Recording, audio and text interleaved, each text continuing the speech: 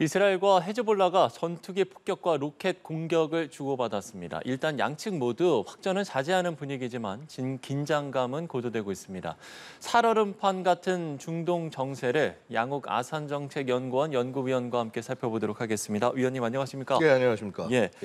자, 이스라엘과 친이란 무장 세력 헤즈볼라가 선제 공격과 보복 공격으로 공방을 주고받았는데 일단 2006년에 발생했던 이 34일 전쟁 이후에 가장 큰 규모라는 좀 분석이 나오더라고요. 네, 뭐 34일 전쟁하고 비교할 정도는 아니라고 생각이 되고요. 네네. 이런 거는 있습니다. 이제 작년 10월 7일에 하마스가 이스라엘 공격한 이후 이제 양측이 전쟁 상태에 돌입한 이후에 예.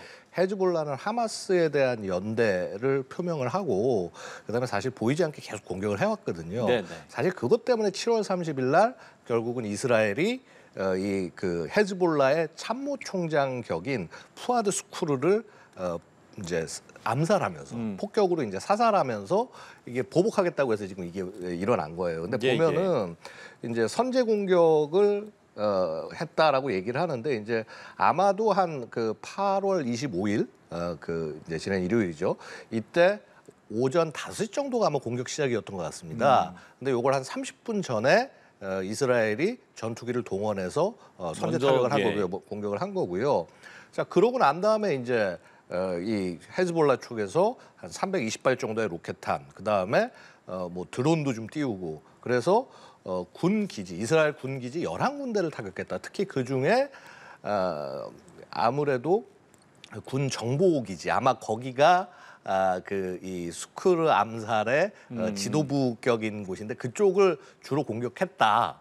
자, 이제 이렇게 얘기를 하고 있습니다. 예. 34일 전쟁 정도의 규모는 아니라고 말씀을 해주셨는데 지금 일단 양쪽은 자신들의 이제 작전이 성공적이었다 이렇게 자평하고 있는 걸로 봐서는 오히려 전문가들은 이게 앞으로 이제 확전을 좀 자제하는 분위기다 이렇게 좀 이야기를 하더라고요.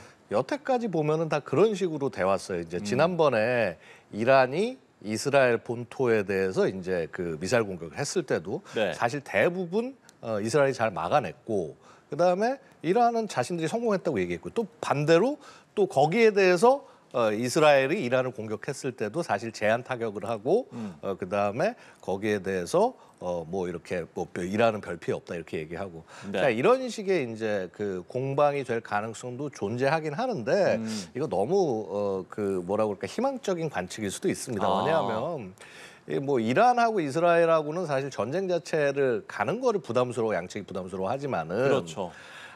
사실 헤즈볼라 입장에서는 결국은 뭐 아무리 그동안 이스라엘하고 협력을 잘했다고 하더라도 결국은 상당 부분 감정적으로 부딪힐 수밖에 없는 부분이거든요. 그래서 그 이제 헤즈볼라 수장인 나스랄라도 이렇게 얘기를 합니다. 야, 우리 뭐 드론 공격 다 성공하고 이스라엘 진입해가지고 해서 다 계획대로 자 정밀하게 작전 수행했는데. 자, 이게 성과가 충분하지 않다고 판단되면 이건 1단계 공격이다. 지금 했던 거는 추가 공격할 수 있다. 이렇게 얘기를 해서 또 역시 분쟁의 불씨는 남아있다라고 말씀드릴 수 있습니다. 그러니까 지금 이야기해 주신 대로 헤즈볼라는 이게 이제 1단계 보복이다. 뭐 이스라엘도 이게 마지막이 아니다. 이렇게 얘기하는 게 앞으로 이제 추가 공격 가능성도 있다. 이제 이런 말씀이신 거죠? 네, 그렇습니다. 예, 알겠습니다. 자, 그런가 하면 이번 이 공습으로 양측이 가진 전력에도 관심이 모아지고 있는데 일단 이스라엘의 방공 시스템 이 아이언돔은 뭐 세계 최고의 수준이라고 평가를 받고 있잖아요. 그렇습니다. 객관적인 좀 전력으로 봤을 때는 이스라엘이 좀 우위에 있다 이렇게 볼 수 있겠습니까? 어떻습니까? 좀이 아니라 뭐 거의 일방적인 우위라고 말씀드릴 수가 있죠. 근데 사실은 아무리 한쪽 군사력이 일방적으로 우위에 있다고 하더라도요. 방자의 입장이 되면 즉 방어하는 쪽의 입장이 되면 그만큼 수세적이 될 수밖에 없고 나의 작전 범위나 이런 것들이 줄어들 수밖에 없습니다. 그래서 뭐 예를 들어서 이렇죠. 뭐 열장정 한 도둑 못 막는다고 마찬가지로 아무리 이렇게 헤즈볼라나 뭐 하마스가 되게 이 군사력이 약해 보인다고 하더라도 결국 조금이라도 틈이 있으면은 과감하게 기습해 들어오니까 사실 지난번에 하마스한테 그렇게 이스라엘도 호되게 당한 거 아니겠습니까? 그래서 이것이 단순히 군사력의 강약으로만 설명할 수 없는 부분이 있다라고 말씀드릴 수 있습니다. 예, 알겠습니다. 그러면 이스라엘의 방공망을 약화시킬 수 있는 헤즈볼라의 전력은 어떤 것들이 좀 있겠습니까?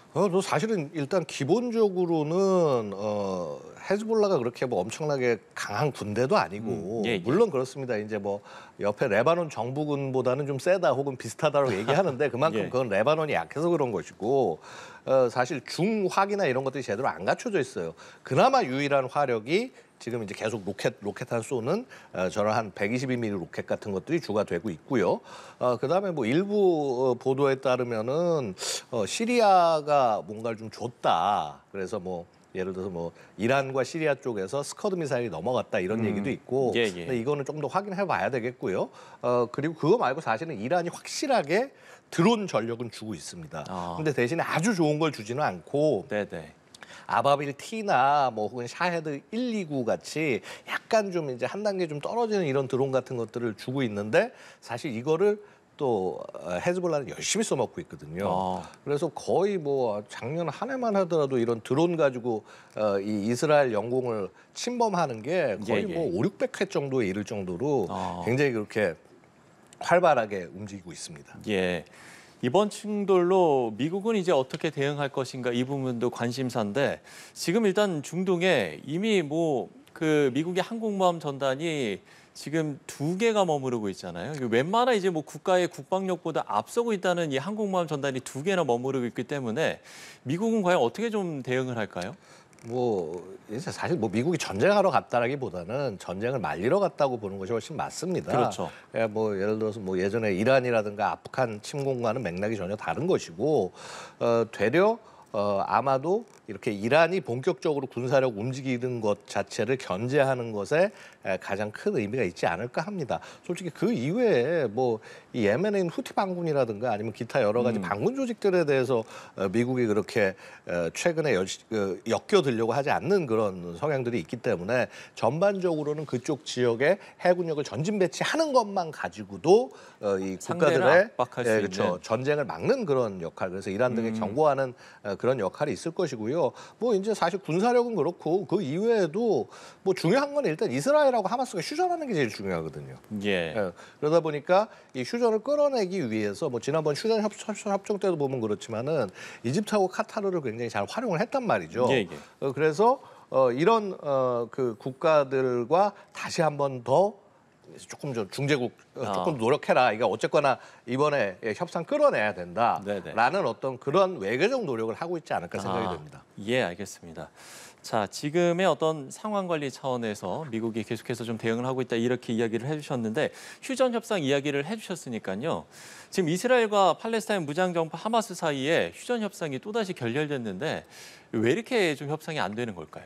자, 이걸 좀 잘 보셔야 되는 게 이렇습니다. 이게 전쟁을 계속한다는 건 굉장히 비참한 일이지만은 이 전쟁으로 인해서 이익을 보는 정치 집단들이 있다라는 것이죠. 자, 기본적으로 이 전쟁이 난 원인은 예를 들어서 이스라엘과 사우디가 손을 잡게 된다고 한다면 사실 하마스는 사실상 괴멸되는 상황이 되거든요. 그러니까 거의 자살 공격에 가까운 그런 공세를 가한 것이고요. 이 공격, 이게 알-아크사 홍수작전이라고 그러는데 이 공격을 주도한 것이 아흐야 신와르. 바로 지금 현재 하마스 지도자입니다. 자, 그래서 결국 이 사람 같은 경우는 자 어쨌거나 이 전쟁은 계속하고 끌고 나간다라는 입장이 될 수밖에 없는 것이에요. 이미 하마스는 자신들이 이렇게 이스라엘의 시비를 걸어서 물론 수많은 팔레스타인 가자지구에 있는 분들이 희생이 됐지만 어쨌거나 그것과는 상관없이 자신들은 그걸로 정치적 동력을 얻은 것이고요. 자, 일단 네타냐후 같은 경우는 어떠냐면요. 만약에 지금 이 상태에서 전쟁이 끝나면은 아마도 이제 그 초기에 기습당한 책임부터 시작해서 여러 가지 정치적 책임부터 시작해서 아마 이제 권력을 잃을 수도 있습니다. 그래서 아마 그런 부분들이 여전히 이스라엘 입장에서도 전쟁을 끌고 가려는 그런 동력이 남아있는 것이 아닌가 이렇게 보여지는 거죠. 그 시나르가 지금 이스라엘의 제거 1순위지 않습니까? 그렇습니다. 근데 뭐 유령으로 불리기도 하더라고요. 어떻게 좀 이 포위망을 뚫고 있는 걸까요? 그러니까 시나르라는 사람 자체가요, 되게 좀 과격한 사람이에요. 보면은 원래 이 팔레스타인 조직 내에서 반역자들 이스라엘하고 친한 반역자들 처단하고 다니는 그런 일종의 킬러 역할을 하던 사람이다가 그러다가 이스라엘 군에 잡혀서 20년 동안 투옥됐다가 나오는 사람이에요. 예. 그러다 보니까 이스라엘에 대한 뭐라고 그럴까 이게 굉장히 반감이 엄청나고 그래서 결국은 본인이 아라크사 홍수작전 이번에 기습을 위반하기도 했고요. 그다음에 막상 이렇게 이스라엘이 약간 뭐 이렇게 세게 나올 줄은 예상을 못했겠죠. 자, 이렇게 세게 나오니까 그 다음부터는 본인은 터널로 도망가서 지금 찾을 수가 없는 상황입니다. 특히나 이런 지도자를 찾을 때 보통 많이 쓰는 방법이 우리가 휴대폰 추적을 하는 방법인데 결국 이 추적 안 된다는 건 휴대폰 아예 안 들고 다닌다는 얘기거든요. 근데 예전에 보면은 우리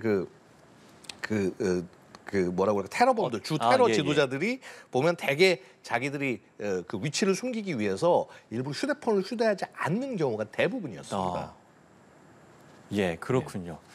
자, 이제 관심은 결국은 헤즈볼라의 뒷배인 이란에 쏠리고 있습니다. 지금 이란 자국 내에서 하마스의 정치 지도자가 암살이 됐었기 때문에 결국 이란은 어떻게 나올 것인가 이 부분인 것 같은데요. 아직까지 지금 그 암살이 된 지 4주가 지났음에도 지금 아무런 대응은 없거든요. 자, 일단요 이번에 그 이란 대통령이요. 그러니까 이전 대통령 그 에브라힘 라이시 같은 경우는 굉장히 강경파였단 말이죠. 자, 근데 이번에 새로 대통령이 된 마스두 페제시키안 상당히 좀 개혁파적인 성향이고 서구하고 좀 잘 지내려는 성향이 있습니다. 자, 그러다 보니까 약간 이렇게 좀 망설이는 것이 아니냐라는 비판, 어떤 그런 관측과 사실 이란 내부에서 또 비판이 있는데 자, 이게 24일 날 이란의 외무장관이 무슨 얘기를 하냐면요. 이런 얘기를 합니다.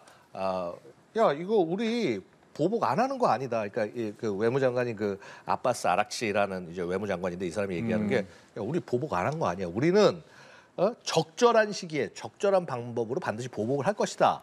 라고 얘기를 하는데 과연 적절한 시기와 방법이 무엇인지 이미 4주가 다 됐는데. 그러니까요. 자, 그래서 사실은 약간 이란 쪽은 동력을 좀 살짝 잃은 것이 아닌가. 뭐 이런 관측도 있습니다. 예, 알겠습니다.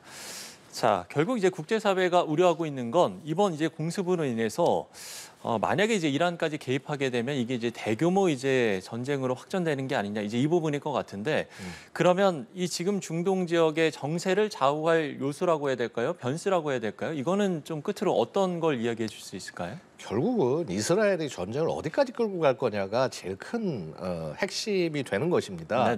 뭐 아시다시피 지금 물론 헤즈볼라 공격이나 이런 것들에 대해서 대응해야 됐다는 걸 알겠지만은 결국 거기 수장을 또 죽임으로 해서 또 헤즈볼라까지 전쟁에 거의 들어올 수 있는 그런 분위기가 된 것이고요.